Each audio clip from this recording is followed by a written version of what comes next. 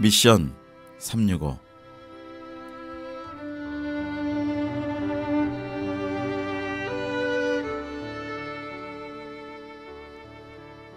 이것이 우리 구주 하나님 앞에 선하고 받으실 만한 것이니 하나님은 모든 사람이 구원을 받으며 진리를 아는 데 이르기를 원하시느니라. 선교지 현장에 계시는 우리 선교사님들, 또 선교에 관심 있고 선교를 후원하시고 또 중보기도 하시는 우리 선교 동역자 성도님들, 다시 한번 주님의 이름으로 인사를 드립니다. 요즘은 우리가 세상에 그 많은 흉흉한 소식들을 듣지만 그 중에 가장 관심 있고 또 기도가 되고 마음이 아픈 소식들이 지금 케냐 나이로비에서 있었습니다. 나이로비의 큰 몰에서 그 테러범들이 인질범들을 잡고 임질들을 잡고 또 살해극을 벌이고 또 그러고 자기의 이슬람의 신앙을 또 전하고 증거하고 과시하는 그런 참극이 있었습니다. 우리가 선교지의 현상들을 보면서 정말 갈수록 하나님이 정말 우리 예수님을 빨리 보내셔야 될 그날이 가까우지 않았나 하는 그런 마음들이 생깁니다.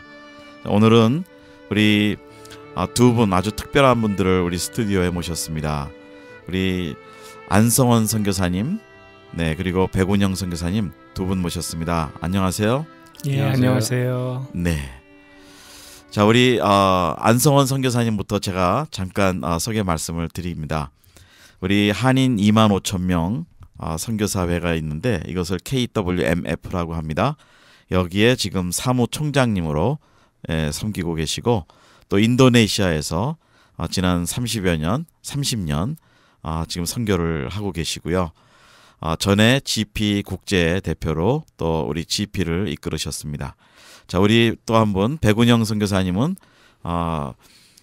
우리 백운영 선교사님도 미주의 1.5세로 대표적인 아주 초창기에 미주에서 나가신 우리 선교사님이신데 벌써 뭐 한 25년째 지금 선교에 들어가셨고 또 우리 같은 GP의 현 국제대표로 봉사하시고 또 인도네시아에서 15년 이상 그리고 또 필리핀에서 또 나머지 시간을 또 섬기시고 계셨습니다. 그리고 우리 또 미주 GP USA 대표로도 또 봉사를 하셨었습니다.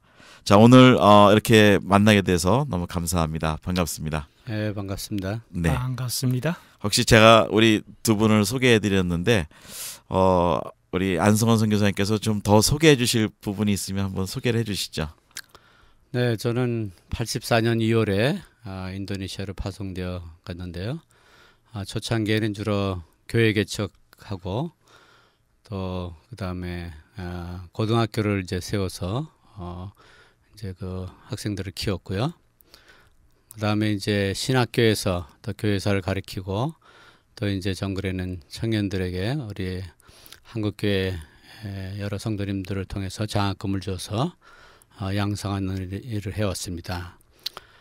그리고 이제 최근에는 이제 현지인들 가운데 또 이제 청년들을 이제 선교사로 파송하는 일을 새로 시작했습니다. 네. 예, 우리 백운영 선교사님도 한번 좀 인사해 주시고 말씀해 주시죠. 예, 안녕하세요.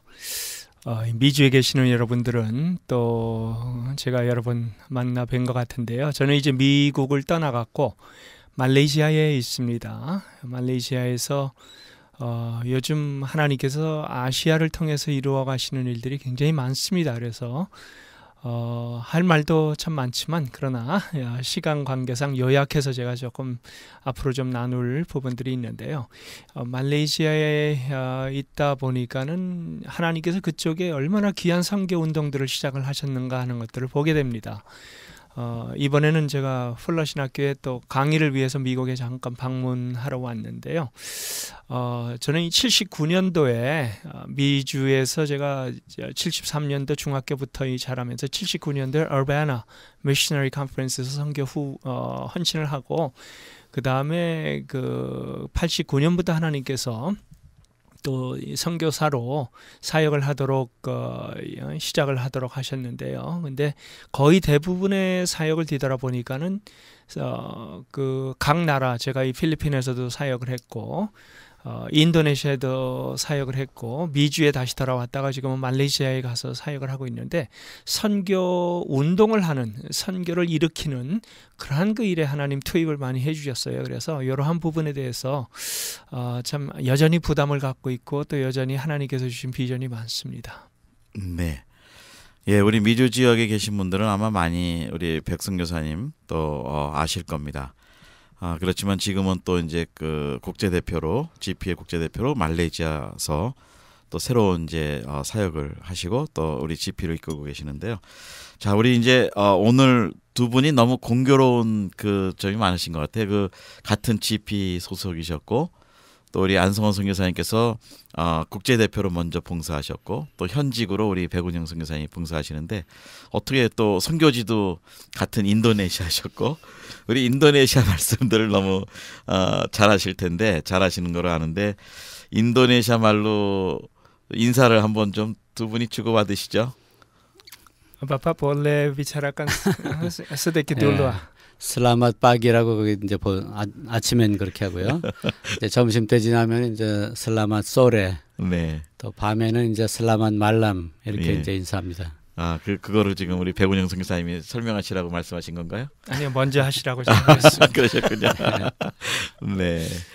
자, 우리 인도네시아 이슬람권에 이제 계시고 또 이제 국제 대표로 이렇게 봉사하시다 보니까 아마 그거 외에도 여러 국제 대회나 이런 데 다 연결들이 되시기 때문에 국제 운동도 많이 관여하시고 그러시는데 오늘은 우리 그 미래 특히 아시아권 교회들의 그 미래의 선교적 전략에 대해서 저희가 좀 초점을 가지고 좀 대담을 하려고 합니다. 그래서 지금 그동안 제3세계 아니면 비서구권 교회들이 참 많이 성장을 하고 있었는데 이제 그 비서구권 선교를 자체적으로 그 교회들이 선교사를 파송한다는 말씀을 이렇게 들었습니다. 우리 인도네시아 쪽에 지금 그 교회들 현황은 어떤가요? 네, 저는 이제 그 최근에 와서 그런 생각을 많이 했습니다. 우리 한국이 사실은 선교 100주년이 돼갔을 때, 그러니까 1980년도에 미국 사람들이 와가지고 자기네만 와서 선교사로 했지 한국 사람들을 훈련시켜서 선교사로 보낼 생각을 거의 안 했습니다. 네. 그래가지고 한국 사람이 무슨 선교사가 될 수 있냐 이제 그런 얘기까지도 저도 들었는데, 그 이제 한국 사람 중에 이제 조동진 목사님이시죠. 그분이 이제 우리 한국 교회도 선교해야 된다. 네. 그것을 이제 1970년대부터 네. 굉장히 강조를 했습니다. 네. 그래가지고 이제 우리가 선교사를 파송하기 시작했는데, 네. 저는 이제 선교지 한 30년 있다 보니까 이거 나는 또 이제는 나만 여기 선교사로 와가지고 선교하는 게 아니라 이제는 이 인도네시아 사람들을 선교사로 훈련시켜서 보내야 되겠다. 네. 그런 생각을 참 많이 했어요. 네. 그리고 이제 제가 보기에 한국 사람들은 미국에 계신 분이나 한국에 계신 분이나 이제는 아주 좀 편리하고 이제 좋은 생활에 익숙해가지고 사실은 그 어려운 선교지에 가서는 적응하기 참 어렵습니다. 네. 옛날에 미국 사람들이나 이런 사람들이 이제 아시아권에 와서 아마 저 생활 수준의 차이 때문에 적응하기 어려웠던 것처럼, 그런데 이제 제가 보니까 인도네시아나 이런 필리핀 사람들은 그들을 훈련시켜서 선교지 보냈을 때 우리보다 더 어려운 지역에 가서 좋은 선교를 할 수 있다는 말이에요. 네. 그러니까 인카네이션적인 성육신적인 선교를 해야 되는데 이제는 한국 사람들은 정말 그들 가운데 가난한 사람 가운데 가난한 생활하면서 그들을 섬긴다는 건 쉬운 일이 아니거든요. 네. 그러나 이제 우리가 이제 현지에 인도네시아인들을 훈련시켜서 만일에 그 파송을 했을 때 네. 그들이 더 낮은 자세로서 어려운 환경에서 선교를 잘 할 수 있지 않겠나. 그래가지고 저희는 이제 작년 초에 현지인 인도네시아 목사님하고 같이 선교단체를 하나 세웠습니다. 네. 제가 이제 GP 글로벌 파트너스인데 네. 글로벌 파트너스 인도네시아라고 하려고 하다가 그거보다도 이 나라 사람들이 독립적으로 하는 게 낫겠다 해서 월드 파트너스라고. 네. 월드나 글로벌이나 사실 네. 의미는 같지만 네. 성은 다른데 이름은 같습니다. 월드 파트너스를 작년에 시작을 했습니다. 근데 네. 선교 단체를 세우고 나서 보니까 훈련할 장소가 필요한데 참 이것을 어떻게 우리가 구해야 될 것인가 그런 고민도 했는데 또 인도네시아 어느 여자 성도님이 자기 큰 집이 하나 있는데 무료로 쓰십시오 그렇게 또 주시더라고요. 네. 그래서 1원 한 푼 안 드리고 이제 거기서 이제 선교사 훈련을 하고 있습니다. 그래서 작년에 2번 훈련을 해가지고 작년에 한 번 했군요. 한 번 훈련 4개월 동안을 해서 9명을 졸업시켰는데 그 사람들이 지금 필리핀에 가 있고 말레이시아가 있고 또 라오스, 미얀마 또 키르기스탄에 이렇게 다 지금 파송되어 있습니다. 그리고 올해 이제 봄에 또 2기 훈련을 해서 지금 아마 라오스가 아니죠. 베트남하고 캄보디아, 태국, 이제 터키로 앞으로 이제 선교사로 나갈 예정입니다. 네. 굉장히 그 놀라운 일인데요. 우리 한국 선교사님들이 가셔서 현지 교회들을 도와서 또 그 선교 운동으로 현지인들을 그 선교사로 파송한다는 말씀이신데요. 예. 특히 인도네시아가 무슬림이 강해서 무슬림 배경을 가진 사람들이기 때문에 그 이슬람권으로 가는 것도 참 좋겠네요. 그렇죠. 그래서 네. 지금 현재 3기 훈련 받는 사람들은 이집트에 가려고 하는 그런 네. 선교사도 있고 또 이제 인디아인데도 이제 그 카시미르라고 네. 회교들이 많은 그런 인도 지역이 있습니다. 네. 그쪽으로 가려고 하는 저희 팀도 있습니다. 굉장히 아주 전략적이네요. 자, 근데 이런 현상이 지금 우리 아시아에서 인도네시아에서 이제 지금 일어나기 시작하고 있는데 전체적인 흐름으로 볼 때 우리 배구성 선교사님께서 이 전체적인 흐름에 대해서 이 디아스포라 운동이라든지 아니면 제3사계권 교회들의 선교 운동에 대해서 한번 좀 언급 좀 해주시죠. 예, 참 시간이 지나가면서 하나님께서 이 생각들을 바꿔가시고 이제는 우리가 그 노란 색깔, 브라운 색깔 아니면 검은 색깔의 선교사들까지도 별로 부담 없이 이제는 하나님께서 불러주신 사람이다 그렇게 받아들이고 있잖아요. 그래서 그 아프리카의 그 지부티 같은 경우에 그 아프리카의 그 뿌리라고 지금 소말리아 옆에 있는 그 조그만 나라 이 지부티에서도 선교사들이 들어가는데 보면은 이제는 다양한 색깔의 선교사들이 들어가요. 옛날처럼 그냥 백인들만이 아니고 그래서 그러한 그 모습들이 이제는 전반적으로 사람들이 받아들이는 그러한 그 모습인데요. 제가 79년도에 얼바나 선교대에서 선교사 헌신을 하고 80년 초에 필라델피아로 돌아가서 제 모교회 목사님께 목사님 저 선교 헌신했습니다. 그랬더니 이게 지금 33년 전 얘기죠. 33년 반 34년 가까이 되는데 그랬더니 그때 목사님의 반응이 뭐냐면 야 네가 무슨 선교사냐 머리가 노랗고 눈이 파랗고 코 큰 사람들이 선교사지.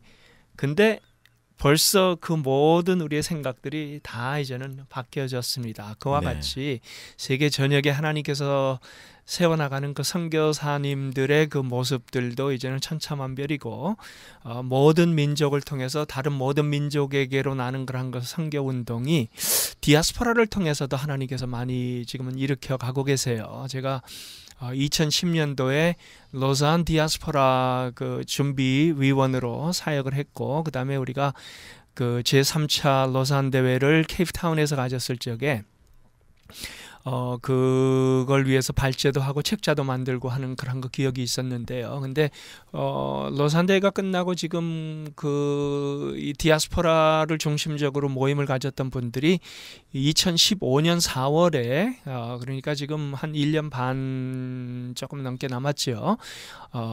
그 마닐라에서 글로벌 디아스포라 네트워크 컨퍼런스를 준비를 하고 있습니다. 근데 그 왜 마닐라에서 하느냐? 일단은 필리핀이 지금 세계 전역에 1,400만 정도의 필리핀 overseas workers, 필리핀 그 해외 근로자들이지요. 이러한 사람들을 내보냈는데 필리핀이 우리가 통상적으로 알고 있는 캐톨릭이지만은 그러나 개신교가 지금 15에서 20% 가까이 돼요. 그러니까 개신교 교회가 이왕 필리핀에서 이렇게 많은 젊은이들이에요.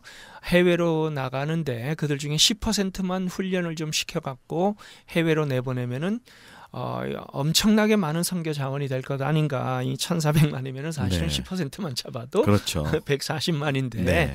근데 물론 이 꿈은 그렇지만은 우리는 1%만 잡아도 어떻게 되겠느냐. 그러한 네, 생각을 맞습니다. 하고 있어요. 그래서 지금 실제로 이러한 훈련들이 다양하게 이루어지고 있습니다. 근데 이 훈련들을 제대로 시켜갖고 내보내는, 그러니까 뭐 신학을 한 사람들도 아니요.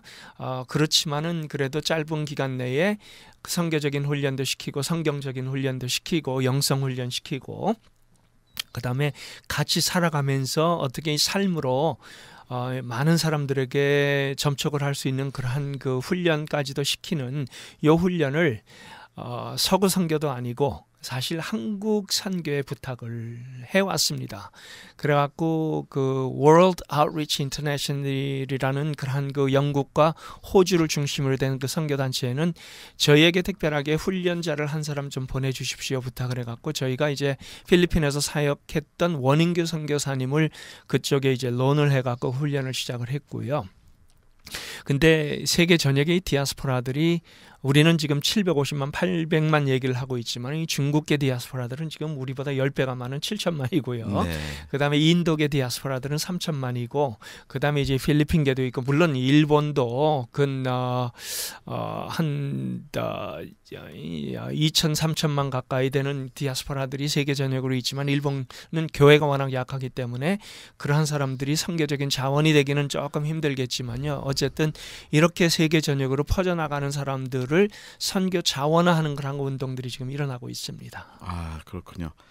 지금 인도네시아 안에서의 어떤 선교 운동과 또 세계에서 일어나는 그 디아스포라 운동에 대해서 이제 말씀을 해주셨는데요. 자, 그럼 우리가 공통된 주제로 좀 한번 같이 두 분의 그 좀 대화를 이어갔으면 하는데요. 그 한국 교회가 선교하는 것은 일반적으로 뭐 당연하다 저희들이 생각을 하잖아요. 이제 그 정도 컸으니까. 근데 아직까지 우리 생각에는 조금 생소한 것이 어떻게 한국 선교사님들이 들어가서 일하시는 그 피선교지 국가들이 선교를 할 수 있을까? 경제도 어렵고 교회도 약하고 그런데 일반적인 개념이요. 근데 어떻게 이렇게 자생적인 선교사를 파송할 수 있도록 되는 것인가 하는 것이 이제 우리의 어떻게 보면 또 공통 그 관심사고 또 하나님이 지금 새롭게 하시는 운동인 것인 것 같은데요.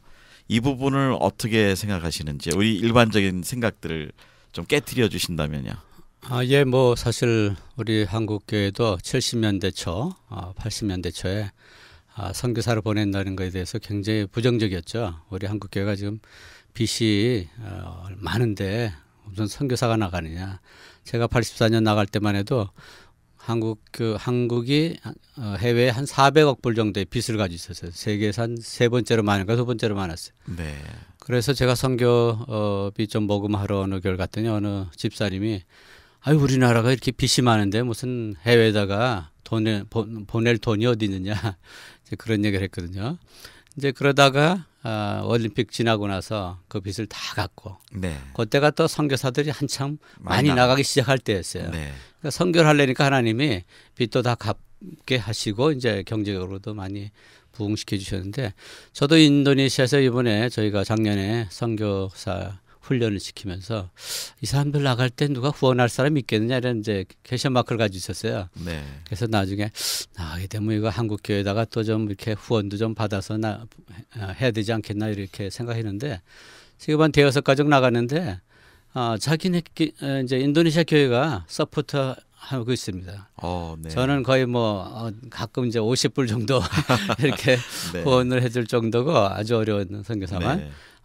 다 그 파송교회를 찾았어요. 물론 이제 우리 한국 가정이 선교지에서 뭐 돈은 필요한 비용이 한 2,000불, 3,000불 정도 된다 그러면은 이 사람들은 그저 1,000불 정도 가지고 네. 좀 이렇게 생활할 수 있는 그런 게 이제 익숙해져 있기 때문에 효과적인 면이 있죠. 그리고 네. 또 독신이라고 할지라도 한국 사람들은 한 1,500불이 뭐 이렇게 든다 그러면 이 사람들은 500불 정도만 해도 선교지에서 생활을 할 수 있지 않겠는가. 네.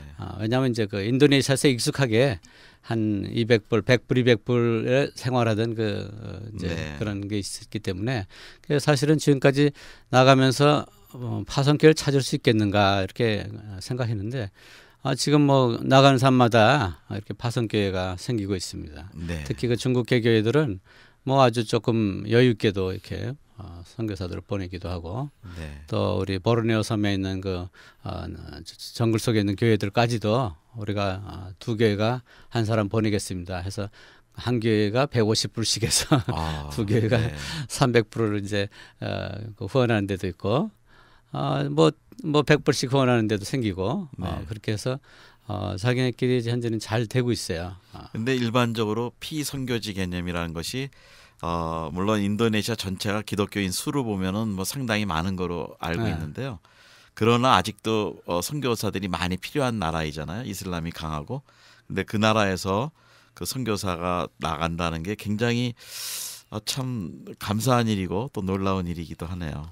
네. 예, 사실 인도네시아는 뭐 2억 5천만 인구 중에 거의 10% 가까이가 이제 기독교인데 네. 그렇게 보면 한국보다 훨씬 두 배도 넘습니다. 인구로는 훨씬 2천만이 많군요. 넘는데 여태까지 네. 선교사 안 나갔다는 게 사실 잘못된 거죠. 그게 기적이었군요. 네.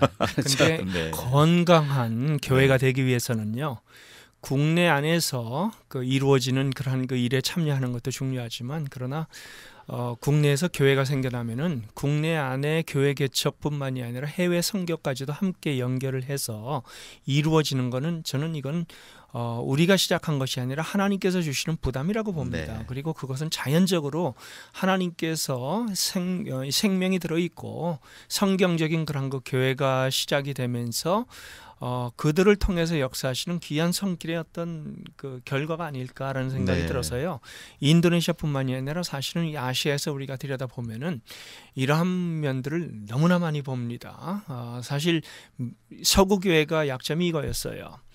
이 생각에 우리만 선교를 한다는 그런 약점이었는데 이제 역사적으로 그들이 이러한 부분에 대해서 철저하게 회개하고 우리가 선교지에 가서 우리만 선교사인 줄 알았고 선교하는 그 국가가 언젠가는 선교사를 배출할 거에 대해서 생각하지 못한 것을 회개합니다 하는데 저는 지금 이 시점에서는 한국교회가 거기에 대해서 회개해야 될 뿐만이 아니라 생각을 넓히는 그런 그 계기가 있어야 되지 않을까 생각이 듭니다. 네.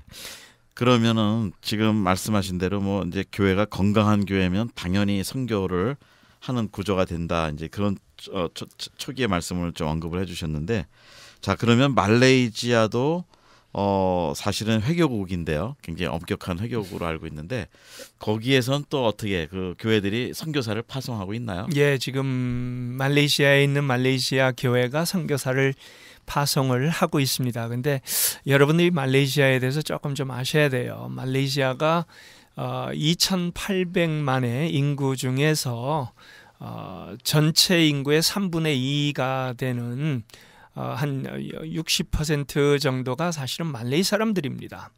근데 이 말레이 사람들에게는 다른 종교가 허용이 안 돼요. 말레이시아에서는 말레이 우대 정책을 쓰기 때문에 네. 그들은 무슬림으로 있어야 되고 그다음에 이슬람 종교 외에 다른 종교는 법적으로 아예 허락을 하지 않는 그러한 모습이지만 말레이시아를 실제로 뒤에서 재정적으로 움직이는 건 중국계들이고 네. 그다음에 또 그 외에 인도계가 또 아주 큰 부류들이 있습니다. 근데 말레이시아에서 기독교 그러면은 사실은 대부분 이 중국계와 인도계죠. 네. 근데 중국계 교회들이 요즘 얼마나 빨리 성장을 하느냐. 우리가 아마 이 미국에서 생각지 못하는 10,000명 모이는 교회 말레이시아에 있을 거다 여러분 상상이 안 되죠. 근데 있습니다. 그리고 네. 예배가 엄청 뜨겁습니다. 대부분 또 젊은이들이에요. 20대, 30대들이 모이고 영어로 또 예배가 진행이 되는데 이러한 이 교회들이 선교적으로 막 그냥 깨어나고 있어요. 하나님께서 그들을 통해서 이제 하시고자 하는 그런 그 일들이 시간이 되면 저는 나타나는 현상이라고 보는데요. 그러면서 이 선교사를 보내는 것뿐만이 아니라 이 선교 제가 이제 거기에 다만사라 우따라 메서디스트 처치라고 한 6,000명 정도 되는 교회 데니얼 호 목사님입니다. 이 중국계 목사님인데 여기 풀러에서 또 공부를 하셨고 해서 저하고 또 풀러 연관이 있어서 아주 굉장히 친한 분인데요. 근데 그 교회를 들어가 봤더니 1년에 그분들이 가지고 있는 선교 예산이 $1 million US 달러로 따지면은 넘습니다. 네. 그거를 그만큼 사용하고 있는 그런 교회들이 우리가 생각하는 선교지, 근데 선교지가 아니라 오히려 선교사를 파송하고 그다음에 선교에 적극적으로 앞장서고 선교의 전략 또 국제적인 무대 이러한 데 같이 참여해서 같이 목소리를 내는 그런 그 교회들이 있다 하는 것들을 여러분들이 보시면서 하나님께서는 세계에 있는 모든 교회들을 다 이렇게 선교적으로 일으키시고 사용하시고 계시는구나 하는 그런 우리의 생각을 여러분들 바꾸시는 것뿐만이 아니라 좀 더 적극적으로 이 부분에 대해서 하나님의 역사가 앞으로 어떻게 이루어갈까 하는 것들을 좀 들여다보셨으면 하는 마음이 있습니다. 네. 자, 오늘은 우리 미션 365 우리 아시아 미래 아시아권 그 선교지의 교회들을 통해서 보는 미래의 선교적 방향에 대해서 우리 그 안성원 선교사님 또 백운영 선교사님 두 분 모시고 대담을 하고 있습니다. 자, 계속해서 좀 질문을 드려보겠는데요. 그 제3세계 교회들이 그 처음부터 교회가 자립되는 것도 중요한 이슈이기도 한데 어떻게 하면은 선교사 교회로 소위 말하는 미셔널 처치 아니면 미셔너리 처치로 이렇게 성장할 수 있도록 뭐 교회의 사이즈가 크지 않더라도 선교사를 보내고 또 아까 말씀하신 대로 적은 선교비로 선교사가 갈 수 있는 장점이 있다고 하셨는데 뭐 요즘 말하는 표현으로 한다면 저비용 고효율 선교 전략이라고 이렇게 얘기할 수 있는데 우리 안성현 선교사님께서 그 선교사 교회를 만드는 어떤 그 동역 가운데서 그 요인들 아니면 요소들을 좀 이렇게 보셨다면 어떤 부분들로 해서 이 현지 교회들이 선교사 교회가 될 수 있는지 한번 좀 말씀해 주시죠. 네, 저희가 이제 그래서 제가 월드 파트너스라고 하는 인도네시아 현지인 선교단체를 세우면서 저하고 이제 인도네시아 목사님하고 같이 이제 하는데 그분이 이제 그 카이로스를 합니다. 카이로스라는 게 이제 미션 퍼스펙티브를 좀 줄인 것인데 네. 그거를 교회 가서 이제 한 3일 4일 정도 이렇게 선교 세미나를 하면요. 대부분 교회에서 상당히 그 열의가 생기더라고요. 네. 그래서 그분이 이제 그 인도네시아 여러 교회를 다니면서 계속 그 선교에 대한 도전을 하고 이제 이 사람들은 그렇게 선교의 헌신자들이 나오고 교회가 재력이 준비되어 있다고 그래도 어떻게 훈련시키고 어떻게 파송돼야 되는지 이런 걸 잘 몰라요. 네. 그래서 이제 그거는 한국 선교사들이 이제 그 잘 알고 있지 않습니까? 네. 그래서 저희 이제 한국 선교사들이 하는 거는 이 선교 자원들을 훈련시키는 일하고 또 파송해서 선교사 케어하는 거 그거를 이제 하게 되는 거죠. 네. 그래서 사실은 올해도 제 두 명이 미얀마하고 라오스를 가는데 사실은 뭐 이 사람들이 누굴 통해서 어떻게 보낼지 모르더라고요. 그래서 제가 직접 한 사람 한 사람 데려갔어요. 네. 라오스의 한 젊은 친구를 데려가서 거기는 한국 선교사들하고 좀 연결도 해주고 그리고 한국 선교사들 케어를 좀 받을 수 있도록 해주고 또 사역이 필요하다 같은 사역 이제 어떤 프로젝트를 할 때 필요하면은 같이 일할 수 있게 해주는 그런 일을 함으로써 우리가 정말 그들의 선교를 도울 수가 있는 거죠. 네. 그래서 선교사를 파송해놓고 또 케어하는 것을 그 사람들이 잘 못하기 때문에 당분간은 아마 저희들이 케어하는 것을 도와줘야 되지 않겠나 이렇게 보고요. 근데 참 사실 한국에서 옛날에 선교사가 파송될 때 미국 선교사가 데려가서 이렇게 뭐 완전히 정착시켜주고 그런 건 없지 않습니까? 없었죠. 네. 근데 우리 인도네시아 우리 월드 파트너 선교단체는 제가 직접 데려가서 현지에 있는 여러 한국 선교사들하고도 좀 인사시키고 집도 얻어주고 다 이렇게 하고 이제 왔더니 야 이건 아주 대단한 것이라고. 네. 그 그림이 연상되는 게 예. 우리 안 선교사님께서 현지 선교사님 손을 꾹 잡고 같이 인도해 주시고 정착시키고 오시는 그 모습이 굉장히 그려지는데 그분들이 근데 실제로 타문화권에 가서 이렇게 잘 적응을 하시고 그 평가는 좀 어떻게 나오나요? 제가 보기엔 잘 적응합니다. 왜냐하면 네. 인도네시아 자체가 원래 이제 그 여러 종족이 같이 어울려서 살고 거의 대부분이 다른 섬에 가서 이제 이미 사는 것에 익숙해지고 그런 적응하는 데 익숙해 있어요. 그 사람들은. 네. 그래서 우리보다도 더 빨리 적응하고 또 언어도 자기 종족어가 있지만 공용어라는 게 있어가지고 벌써 언어를 두 가지 언어를 하는 사람들이기 때문에 네. 언어도 훨씬 더 빨리 할 수 있는 장점이 있습니다. 아 그렇군요. 자 그러면 이제 예를 들면 그 현지 교회를 뭐 선교 세미나든지 그 교육이라든지 또 동원 또 이런 거를 해서 선교사 교회가 되도록 하신다 이제 그렇게 주셨는데요.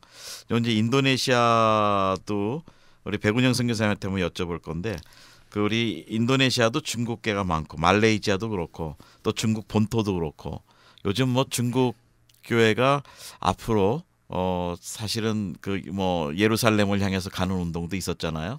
근데 그런데 우리 전체 GP가 아시아권에 아주 강력한 그 선교 포스를 지금 구축하고 계시는데 이 특히 중국 교회를 초점으로 좀 보신다면 어떤가요? 그 운동을. 예, 그동안에 우리 한국 선교가 조금 엉뚱한 꿈을 꾼 것 아닌가 생각이 들어요.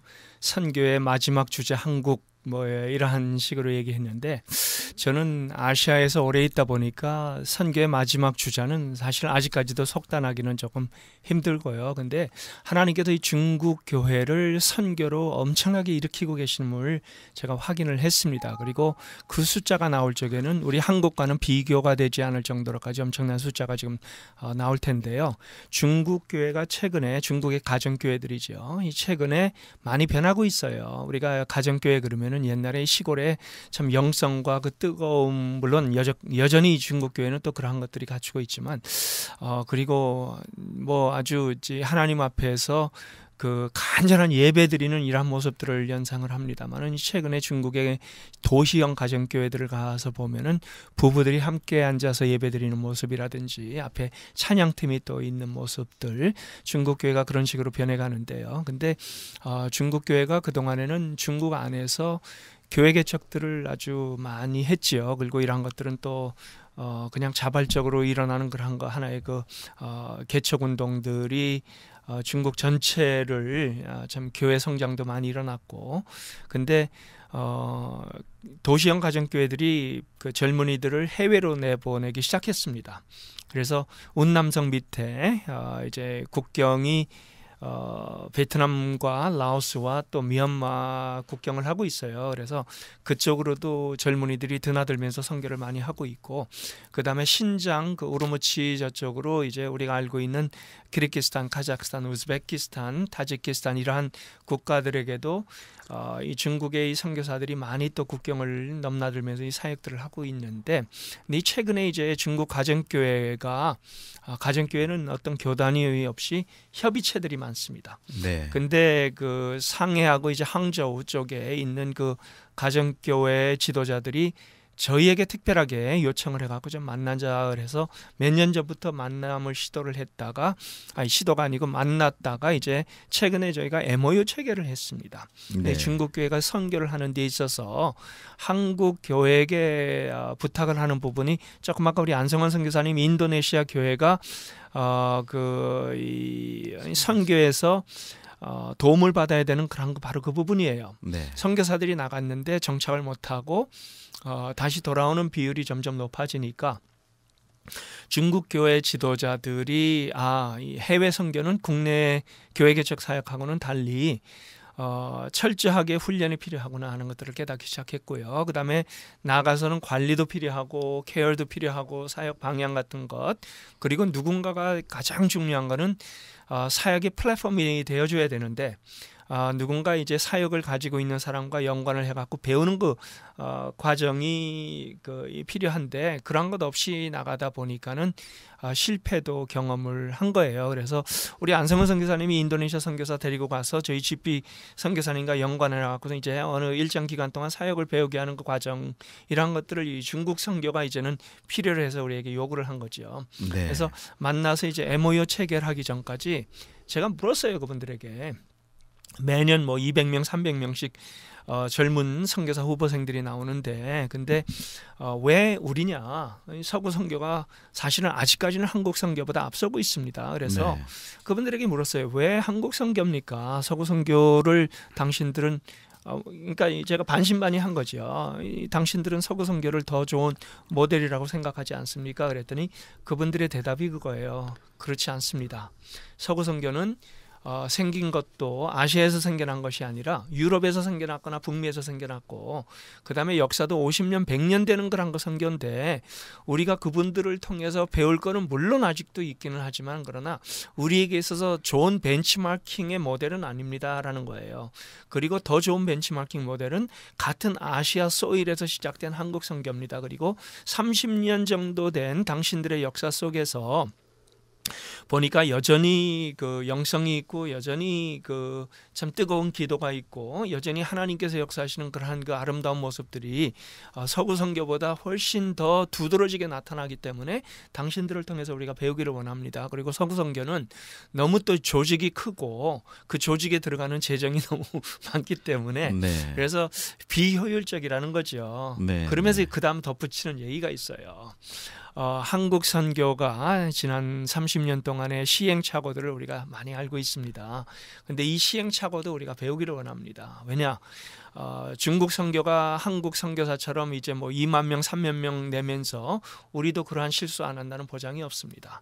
그렇지만은 당신들이 그 실수를 하면서 그걸 어떻게 넘어섰는가 그리고 그 규정들을 어떻게 만들어냈는가 이러한 점들을 우리가 배우기를 원해서 결국은 실수를 줄일 수 있는 그러한 그 방법은 서구 선교를 배움이 아니고 한국 선교를 배움으로써 우리에게 적용하기를 원합니다. 네. 이런 얘기를 하는 겁니다. 그래갖고 우리가 그분들을 훈련을 시키기로 MOU 체결을 하고 지금 아마 이 내년부터는 우리가 적극적으로 받아갖고 훈련을 좀 시킬 겁니다. 그래서 이게 근데 중국만이 아니에요. 인도에서도 선교사가 나오면서 그런 요구가 지금 나오고 있고요. 네. 필리핀에서 나오고 있고 아시아에 전반적으로 이 얘기들이 나오고 있습니다. 그래서 하나님께서 중국만이 아닌 세계 전역에 있는 다양한 교회들을 일깨우시고 선교를 하게 하고 그 다음에 또 그들을 통해서 연합체를 만들어내시고 네트워크를 통해서 일을 하게 하시는 하나님의 기이한 구상이 지금 한국 선교에게 요구되는 그러한 이 책임이 바로 여기 있구나 하는 것들을 저희가 발견하기 시작합니다. 네. 두 분이 이 답에 대해서 아주 귀한 말씀을 해주셨는데 오늘 또 계속 주제가 우리 아시아권의 교회들을 통한 미래의 선교적 방향을 말씀해 주시되 지금은 두 분 말씀 중에 이제 같은 공통적인 질문이 제가 이제 생기는 것이 왜 한국 교회인가라는 질문이 이 시대에 아시아권 교회를 개척도 하지만 동시에 그 교회를 선교하는 교회를 만들고 같이 또 벤치마킹의 모델이라고 또 그러셨는데 왜 한국 교회인가라는 질문에 한국 교회가 가지고 있는 장점이 있을 것 같아요. 우리 안성훈 선교사님께서 우리 한국 교회 부흥 때부터 다 우리 국내 부흥 때 이제 열매로 또 초기에 이제 나가셨는데 뭐 고난도 통과했고 우리가 열정도 있고 뭐 또 새벽기도도 있고 뭐 이러면서 참 현장에 가서도 열심히 하신 거로 아는데 안성원 선교사님 또 이제 GP의 그 국제대표시기도 하셨지만 또 우리 한국교회 그 코리안 그 월드 미셔너리 펠로우십 KWMF 사무총장님으로서도 보시는 관점이 있으실 거예요. 어떤 한국교회 장점이 있을까요? 왜 한국교회인가라는 질문에 대해서요.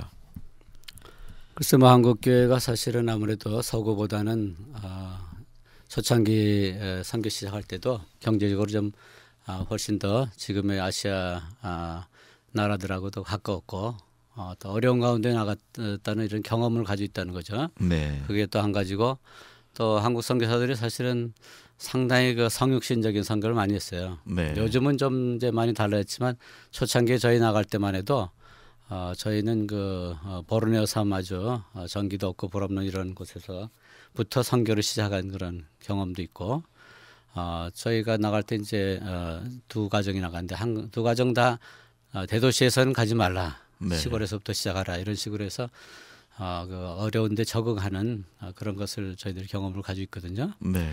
그리고 또 아무래도 이제 방법이 선교 피선교지에 접근하는 방법이 우리는 왜 가서 좀 이렇게 완전히 섞여서 지낼 수 있는 그런 게 좀 있지 않습니까? 네. 요즘은 좀 우리도 어려워졌지만 네. 초창기에 사실 저희들이 굉장히 깊이 섞여서 정말 지냈어요. 저도 보르네오 섬에 갔을 때 한 2주 정도 정글 다니면서 정글 마을에서 먹고 자고 생활하면서 이렇게 다녔거든요. 네. 그게 정말 그 선교더라고요. 사실 어떻게 보면. 네.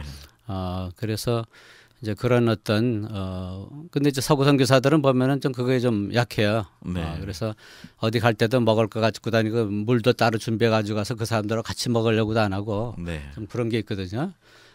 그래서 그런 거리감을 두는 그런 선교보다는 우리 한국이 더 적극적인 네. 선교를 많이 했고 지금도 이제 많은 분들이 어디나 어려운 곳에 가서 이제 참 성육신적인 선교를 하고 있는데 그런 면이 아무래도 좀 우리가 좀 많은 열매를 보지 않았겠는가 이제 이런 생각을 합니다. 네, 그러니까 우리 한국 선교의 특징 중에 하나가 우리 선교사님들이 성육신적인 선교를 서구 선교사님보다 훨씬 많이 하거나 잘하고 계시다는 말씀이시네요. 어떤 그렇죠. 면에서는? 예, 네네. 어떤 면에서. 네. 자, 그러면 우리 백운영 선교사님, 우리 GP는 지금 규모가 우리 선교사님들 그 파송된 그 유닛 수가 어떻게 되시죠? 숫자로 따질게요. 네. 부부 하나씩 숫자를 잡고 네, 네. 싱글 숫자 잡아서 323명이 지금 현재 세계 32개국에서 사역을 하고 있습니다. 아유. 자, 이런 이제 어떻게 보면은 32개국이면은 뭐 중요한 지역은 다 들어가 계시는데 지금 우리 안성원 선교사님께서 말씀하신 대로 그 GP 선교사님들이 지금 과연 이렇게 성육신적인 그 환경과 선교지의 사역들을 진행하시는지 아니면 어떻게 평가하시는지요? 대표로서 보실 때. 예, 하고 계시는 분도 있고 네. 또 그렇지 못한 분도 있는데 저희는 일단은 초점을 기존의 사역이 이미 진행되고 있는 지역에 중복 투자나 아니면은 또 이 투입하는 것보다는 좀 복음이 전해지지 아니한 지역들, 예배가 아직 세워지지 아니한 지역들, 아직도 분명하게 그 생명이 살아나야 되지만은 누군가가 들어가서 또 초기부터 사역을 시작을 해야 될 그러한 그 지역에 좀 초점을 맞추고 투입할 그러한 그 목적을 가지고 끊임없이 도전을 하고 있습니다. 그런데 네. 선교사들도 역시 우리도 이제 물론 거듭난 죄인이지만 참 우리도 죄인이다 보니까는 자꾸 편한 쪽으로 가기 마련이에요. 그리고 네. 한국이 재정적인 위상이 높아지고 선교 재정이 또 좀 풍족해지다 보니까는 그러한 그 현상이 일어나지 않는가. 그리고 이거는 그냥 현상적인 것이다 놔두는 것이 아니라 저는 이 지도부가 어떤 비전을 가지고 끊임없이 도전하고 끊임없이 선교사님들에게 방향 전환을 할 수 있도록 그리고 계속적으로 필요한 곳으로 우리의 이 사역의 방향을 바꿀 수 있도록 만들어가는 것이 아주 중요하다는 생각이 듭니다. 네. 그래서 이제 아까 우리 안성원 선교사님께서 인도네시아 선교사들을 미얀마로 라오스로 데리고 들어가서 이제 연결을 시켜주는데 앞으로 이러한 일들이 훨씬 더 많아져요. 그래서 네. 지금 인도네시아뿐만이 아니라 이 중국에서 나오는 선교사들, 필리핀에서, 인도에서, 태국에서 근데 일상적으로 놓고 보면 이분들은 재정적으로 이제 매달 이 선교비가 한국 선교사들의 한 3분의 1, 4분의 1 정도 수준밖에 되지 않을까 생각이 들어요. 네. 근데 일단 이분들이 요구하는 게 뭐냐면은 자기들이 선교지에 파송이 돼 갖고 사역을 어떻게 진행을 해 갈지 아이디어가 없으니까 한국 선교사들과 팀이 돼 갖고 당분간은 좀 사역을 배울 수 있도록 길을 열어 주십시오라는 거예요. 그래서 우리가 플랫폼을 열어 주려고 지금 생각을 하고 있는데 이 단계까지 가니까 그다음에 마음에 드는 부담이 뭐냐? 이 한국 우리 GP 선교사님들 중심이지만 또 한국 선교사님 전체로 놓고 볼 적에 아시아의 여러 국가들에서 온 선교사들이 재정적인 능력이 없다고 해갖고 부교육자 취급 정도로 자기의 헬퍼 정도로만 취급을 하면 어떨까 하는 그러한 그 부담이 들어갔고 이러한 일들을 우리가 시도하기 이전에 먼저 우리 사람들에게 준비시켜 놓고 동등한 입장의 사역자들로 그들이 비록 재정적으로는 우리보다는 떨어지지만 그러나 우리보다 가진 것들이 다른 면에서 훨씬 더 많은 귀한 동등한 사역자로 받아들여 줄 수 있는 준비가 우선이구나 하는 생각이 들기 시작한 겁니다. 그래서 네. 이러한 부분에 대해서 우리가 장기적으로 뛰기 시작하면은 사실 저도 초기에 그랬어요. 우리 안성원 선교사님 더 했을 것 같아요. 80년대에 나가셨기 때문에 서구 선교사들하고 현지에서 이제 같이 사역을 하자 그러면은 이 친구들이 우리를 리틀 브라더 정도로만 취급을 하거든요. 네, 그렇죠. 근데 이제는 위상이 달라졌습니다. 네, 시간이 네. 지나면서 이 한국 선교에 대한 그들이 취급하는 위상이 달라졌는데 우리 네. 한국 선교는 정말 겸손하게 네. 우리가 정말 다른 민족 선교를 일으켜가는 그 과정에서 네. 하나님께서 우리를 통해서 그 일을 하게끔 겸손하게 사용받는 그런 그 태도가 훨씬 더 중요하지 않을까 하는 생각이 듭니다. 네.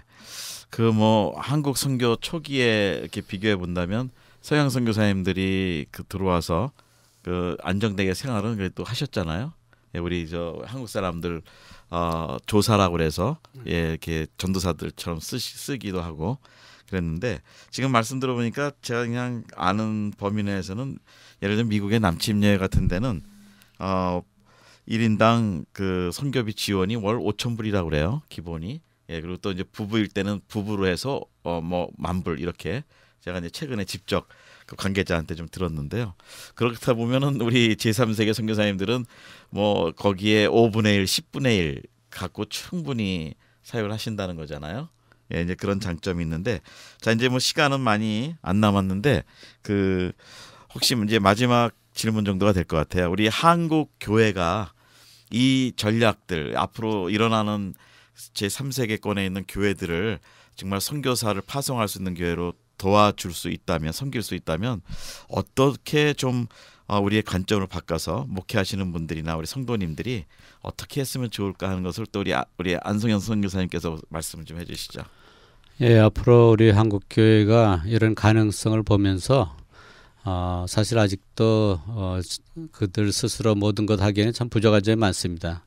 저도 이 선교 운동하면서 제 자신이 많은 선교비를 거기에 투자할 수밖에 없는 게 훈련에 대해서 아무도 투자해 준 사람이 없었어요. 네. 훈련 같은 거는 제가 또 이렇게 여러 사람들 후원하시는 분하고 같이 또 투자를 해주고 또 실제로 뭐 어떤 프로젝트 같은 것은 이제 앞으로도 또 그분들에게 좀 약한 점이 많이 있습니다. 네. 지금 뭐 그 현지인 교회 중에 파송하겠다고 해서 가보면 150불, 200불 파송하는 가지고 할 수 있느냐 이제 그런 얘기도 하거든요.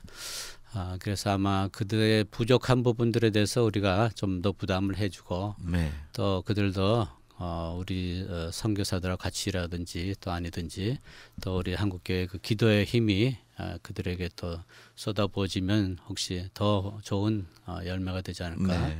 또 우리가 또 이제 많은 한국교회에 귀한 간증들이 필요하고 또 현지에서의 그런 많은 목사님들을 깨우는 일에도 같이 해야 되지 않겠나 이렇게 생각이 됩니다. 네. 그러면 우리 한국 교회 목사님들께서 좀 선교지를 방문하시거나 또 그 현지 교회 목회자들을 좀 만나거나 이런 것들이 도움이 좀 될까요? 예, 앞으로 이제 저희 인도네시아만 해도 그런 선교 세미나 같은 것을 좀 할 때 한국교회 성도들도 가서 간증하고 또 목회자들도 간증을 통해서 그들을 깨우는 일을 더 해야 되지 않겠나 이렇게 봅니다. 네.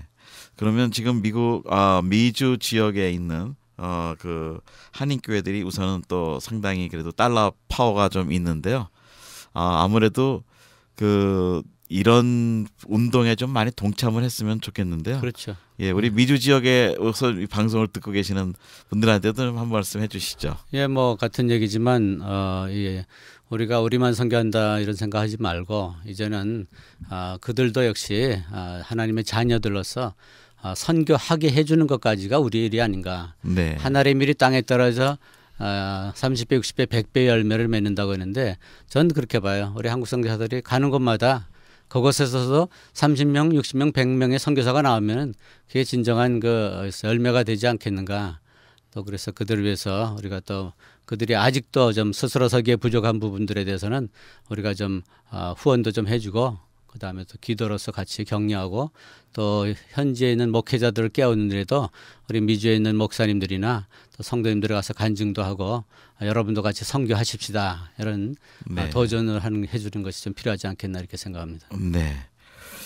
우리 또 이제 백운영 선교사님께서는 뭐 본인의 사역도 이제 있기는 하시지만 현지에서도 하시지만 전체를 보시고 또 이렇게 이끌어 가셔야 되는데 지금 우리 교회들과 단체들, 선교 단체들의 관계도 앞으로 많이 이제 더 많이 개발하시고 그러셔야 될 텐데 그 단체장으로서 보실 때 우리 한국 교회들이나 미우주에 있는 교회들이 선교 단체를 후원하고 또 같이 이런 새로운 전략에 동참하고 하는 것들을 좀 어떻게 격려를 좀 해주실 수 있는지요? 예, 참 우리 한국 분들만큼 어떤 필요가 있으면은 또 함께 지원하고 하는 그러한 그 민족이 참 드문 것 같아요. 그래서 네. 너무나 먼저 감사드리고요. 또 선교를 위해서 영혼 구원을 위해서 많은 분들이 참여를 해주신 것에 대해서 먼저 감사를 드리는데요. 근데 제가 조금 우려하는 부분이 없지 않아 있습니다. 그동안의 한국 선교를 보면은 눈에 보이는 사역에 굉장히 투자를 많이 했어요. 건물을 세우거나 아니면은 또 그런 그 건물을 통해서 사실은 어떤 사람을 키워내는 그러한 그 프로그램이 진행이 되지 않더라도 외부적으로 이렇게 드러나는 것에 이제 만족감을 표시하는 그러한 그 사역들이 참 많이 있었다라는 생각이 드는데요. 근데 이제는 저는 이러한 것들도 인식의 변화가 좀 필요하지 않을까 생각이 들고요. 그 다음에 가장 중요한 거는 무슨 어떤 건물이 얼마나 남느냐라기보다는 왜냐하면 서구 선교가 지금 선교지에서 안 쓰는 건물들 그리고 폐허된 건물들이 굉장히 많거든요. 그러니까 한국 선교도 이제는 그런 것보다는 이제 100년 후에 200년 후에도 물론 그때까지 우리 예수님께서 이제 오시는 그런 것을 우리가 고대를 하고 있지만요. 그러나 사람이 키워져 갖고 그 일들이 진행될 수 있는 쪽에 좀 투자하는 이러한 부분들이 훨씬 더 필요하겠다라는 생각이 듭니다. 가령 지금 인도네시아 우리 안성근 선교사님이 계시기 때문에 그리고 뭐 저도 이제 있던 국가고 하니까는 제가 관심이 있는데요. 그쪽에서 선교사 한 사람 나가려면 사실은 500불 모금하기조차도 굉장히 버겁습니다. 네. 근데 만약에 우리가 매칭 펀드를 좀 만들어 갖고 네. 그래갖고 이쪽에서 펀드를 가지고 있다가 그쪽에 있는 교회들과 그쪽에 있는 개인들 참 다양하게 선교에 대해서 끊임없이 뭔가 하기를 원하는 분들에게 동기부여를 해주는 거죠. 그래서 이제 매칭으로 이렇게 해준다면은 저는 재정적으로 100% 지원하는 거는 항상 동의를 하지 않았습니다. 그리고 앞으로도 그럴 거고요. 왜냐하면은 일방적으로 그들을 의존하게 만드는 것은 안 좋다고 보기 때문에요. 그렇지만은 이러한 매칭 펀드를 만약에 만들어 놓는다 하면은 그들에게 동기부여도 할 수 있고 그 다음에 어느 일정 부분까지 그렇게 하다가 나중에 인도네시아가 재정적으로 더 부강해졌을 적에는 또 그 나라에서도 이걸 배워갖고선 또 다른 민족들이 선교할 수 있도록 그들도 그러한 펀드를 또 만들어낼 수가 있는 것이고요.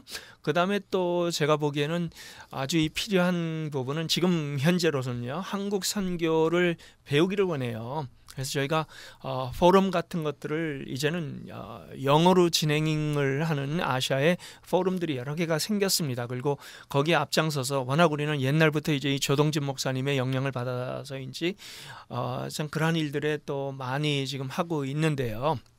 근데 그러한 그 포럼들을 하게 되면은 한국 선교가 가지고 있는 자료가 지금 엄청난데 문제는 이것들을 영어로 우리가 번역을 해갖고 내놔야 다른 민족하고 나눌 수가 있는데 네. 전부 다 99%가 한국말로 되어 있는 네. 자료이기 때문에 네. 이러한 것들을 제대로 그분들이 받아갈 수 있는 그러한 참 어려움이 있어요. 그래서 제가 사실 국제본부를 한국에서 말레이시아로 갖고 나간 것이 그겁니다. 국제적인 네트워크를 좀 하면서 우리가 가지고 있는 것들을 어떻게 하면 이분들과 나눌까. 그래서 이제 1월 달이면은 또 그 번역팀을 네. 합류를 시켜갖고 한국 선교에 좋은 것들을 끊임없이 번역을 해서 이제 내놓을 생각을 좀 하고 있거든요. 네.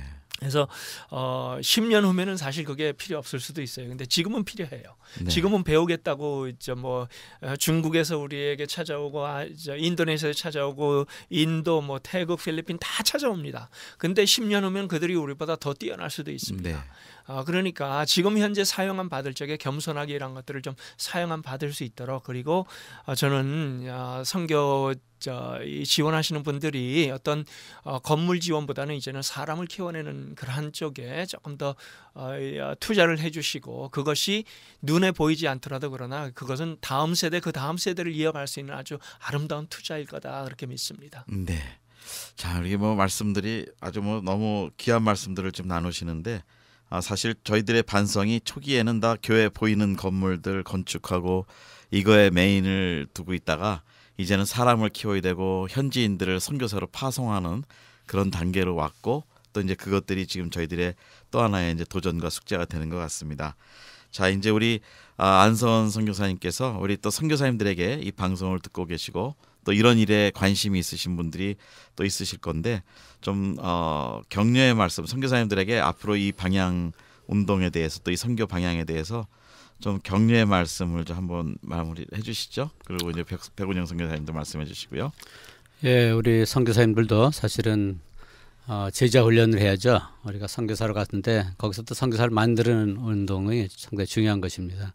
목회자 만드는 것도 이제 물론 중요하지만, 물론 지금도 필리핀에 있는 선교사님들 몇 분이나 또 태국이라든지 또 여러 나라에서 여기에 관심 갖고 또 하시는 일이 있지만, 앞으로 우리 또 좀 더 나아가서 미래의 목표는 또 현지인들까지도 선교사로 동원을 시켜서 함께 선교하는 그런 우리 선교사들이 됐으면 좋겠습니다. 네, 감사합니다. 네. 저는 한국 선교가 이제는 조금 더 하나님 앞에서 겸손해야 될 때가 되지 않았는가 생각이 들어요. 그동안에 숫자를 가지고 선교 대국 이 세계 선교 2위 그랬는데, 저는 이거는 아무 쓸모 없는 이 자랑이 되지 않을까 생각이 듭니다.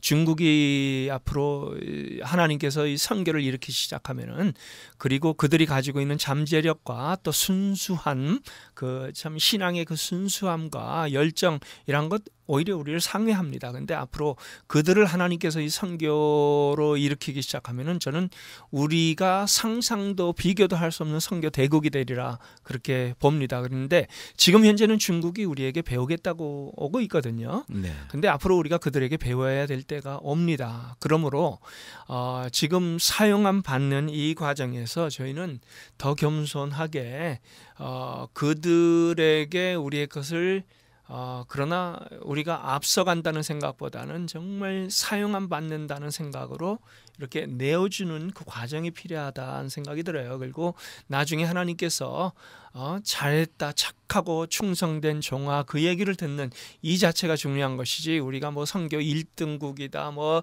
10만 명의 선교사를 향하여 달려가자, 이건 뭐 하나님께서 그 계획이 있으시다면 겸손하게 받아야 되고, 그렇지 않다면 그것도 또 겸손하게 받아야 되고요. 그러나 조용히 나중에 부대 뒤로 사라지는, 그리고 쓰일 때 쓰임 받았습니다, 하나님 감사합니다, 저는 이러한 태도가 훨씬 더 중요하다는 생각이 듭니다. 네. 자, 오늘 우리 두 분, 한국 선교계 정말 귀한 지도력을 행사하고 계시는 두 분, 우리 안성원 선교사님 그리고 백운영 선교사님 두 분을 모시고 저희가 오늘 대담을 나눴습니다. 이 대담의 내용은 아시아권 선교를 통한 미래 선교의 전망에 대해서 나눴는데요. 그 중에 한 특징이 이제 현지 교회가 피선교지의 교회들이 자체적으로 선교사를 파송하기 시작한다는, 또 이제 그것이 앞으로 중요한 전략이라는 그런 말씀을 가지고 나눴습니다. 자, 오늘 우리 이 방송을 듣고 계시는 선교지의 선교사님들, 우리 두 분 선교사님의 대화를 통해서 아마 새로운 또 좋은 방향이 설정되실 수 있을 거라고 봅니다. 그리고 도전도 되고 또 앞으로의 새로운 그 과업에 대해서 우리가 함께 나가야 된다고 생각합니다. 자, 이제 점점 하나님이 주시는 그 선교적 책임, 한국교회 선교가 이제는 과시가 아니라 정말 함께 제3세계 선교를 위해서 책임을 지고 또 현지 교회들과 어깨를 나란히 하며 또 돕는 그런 일들로 나가야 된다는 그런 운동을 지금 말하고 있습니다. 자, 오늘 여러분 얼마나 많이 수고하십니까? 그러나 우리의 소망은 주님 안에 있습니다. 자, 우리 안성원 선교사님 인사해 주시고요. 예. 네, 모두 정말 합력해서 우리 주님의 선교에 앞장설 수 있기를 바랍니다. 네, 우리 백운영 선교사님. 예, 여러분들 주 안에서 사랑합니다. 그리고 함께 하나님께서 오시는 그리고 하나님께서 우리에게 요구하신 그것을 우리 손 붙잡고 동행하시면서 이루어 가십시다. 예, 진행의 김정한 선교사였습니다. 다시 뵙겠습니다. 안녕히 계십시오.